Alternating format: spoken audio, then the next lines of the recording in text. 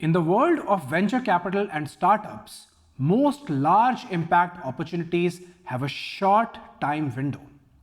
The window opens when a new technology matures or when a new market is born, which both create a new startup opportunity.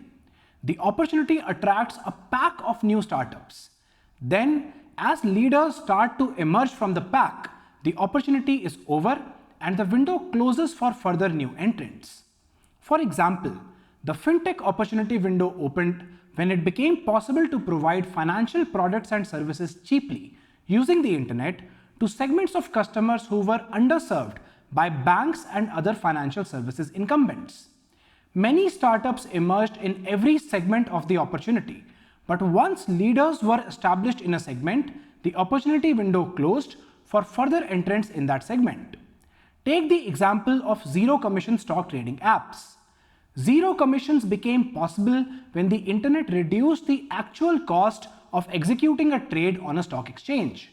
But once Robinhood, Webull, and a handful of others emerged as leaders in the US, and Zerodha, Grow, and Upstocks emerged as leaders in India, the opportunity window for zero-commission trading closed for further new entrants in either geography. However, in this respect, SaaS is very different. SaaS is an evergreen opportunity. The opportunity window for application software has been open for more than 30 years and may remain open for decades more to come. In this video, I will explain why this is the case with the example of CRM software. If you have been thinking of starting a SaaS startup and are worried that you may be late to the SaaS party, I don't think that this party is ending anytime soon.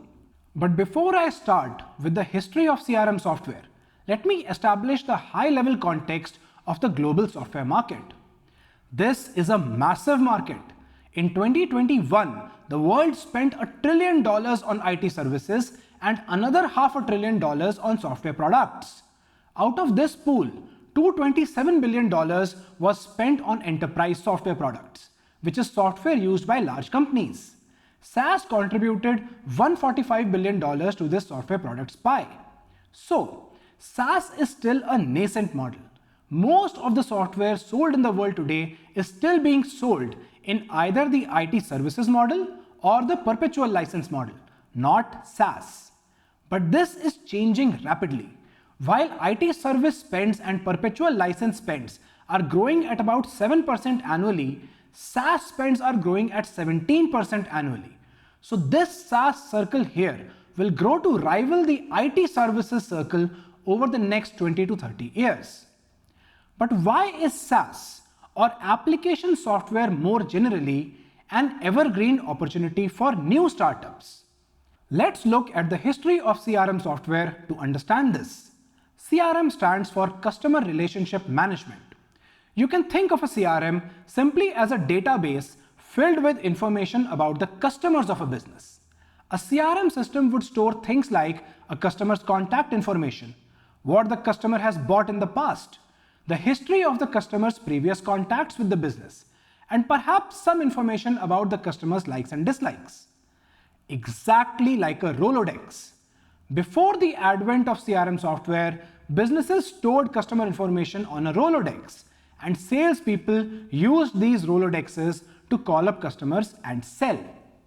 The first wave of CRM software was a direct replacement for the Rolodex.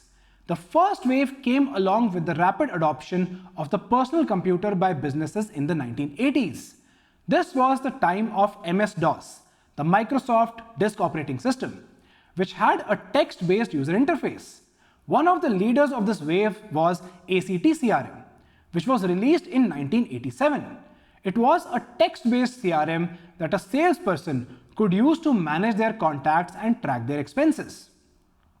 The second wave of CRM software came along with the next technology wave of graphical user interfaces, or GUIs, in the early 1990s. This wave was heralded by the Windows operating system. One of the leaders of this wave of CRMs was Goldmine, which was released in 1990. A salesperson could use Goldmine to manage their contacts and calendars, track leads, and make sales forecasts. Goldmine was acquired for $125 million by Front Range in 1999. The next big technology wave was networking and client-server architecture in the late 1990s, which produced the third wave of CRM software. With client-server architecture, a business could host a central server with a unified customer database, and salespeople would use client software on their computers to access this unified database and make changes. This allowed salespeople to collaborate together instead of working in their own silos. Siebel CRM, released in 1995, was one of the leaders of the third wave. It grew rapidly and made more than $100 million in revenue in just the next year. It continued growing rapidly and was acquired by Oracle in 2005 for almost $6 billion. The next big technology wave was cloud software, which started in the early 2000s. This wave produced the fourth wave of CRM software, cloud CRMs. The big improvement that cloud brought about was in the way that software was deployed and maintained. Earlier, customers of client-server software had to buy and manage their own servers on their own premises, which was a nightmare and made it extremely hard for many businesses to adopt and use software. With cloud, the software vendor took up the additional responsibility of managing servers and uptime, which was an immense improvement for customers. Salesforce CRM, released in 2000, was the leader of the fourth wave. It grew its revenue to $22 million in 2002, $51 million in 2003, $96 million in 2004.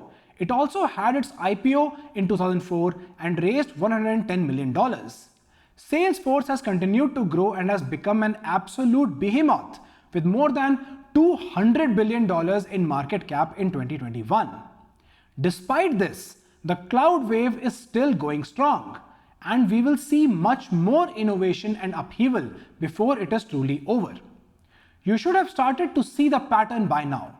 Every time a new technology wave emerges, it throws open opportunities for new startups to reimagine what CRM software could be. Moving on, another large wave in technology has been open source software. It has completely transformed the landscape for dozens of software categories like operating systems, server software, browsers, programming languages, all sorts of software development tools, and many more. But this wave has so far created only a small ripple in CRM software. One of the leaders of this ripple is Sugar CRM, which was released in 2004 and had gained 600,000 users by 2010. It raised $163 million in its journey and was acquired by KKR and Axel in 2018. 2 years later, in 2020, the total number of users had grown to 5 million. The next big technology wave was social networking. It really took off around 2004 with the launch of Facebook. LinkedIn had launched a couple of years earlier, and Twitter launched a couple of years later. With the rapid adoption of social networking, a lot of data about customers and prospects became publicly available. Data like where someone lived, where they went to school, if they were married, if they had kids, which clubs and associations they were a part of, and much more. This meant that sales teams that used this data could make better connections with prospects. This opened an opportunity for social CRMs that integrated with social networks and made this data available to sales teams. Hundreds of startups tried to exploit this opportunity in different industries, different geographies, and through different use cases. This became the fifth wave of CRM software. By 2013, this wave had created startup exits worth tens of billions of dollars.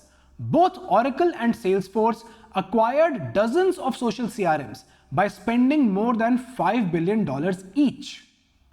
Once again, the pattern should be obvious by now. The CRM opportunity is never ending. Every time a new technology wave emerges, it makes it possible for startups to build new CRM software with new capabilities, which can then outcompete incumbents. Around the same time in mid-2000s that social networking was becoming popular, another massive technology wave was forming.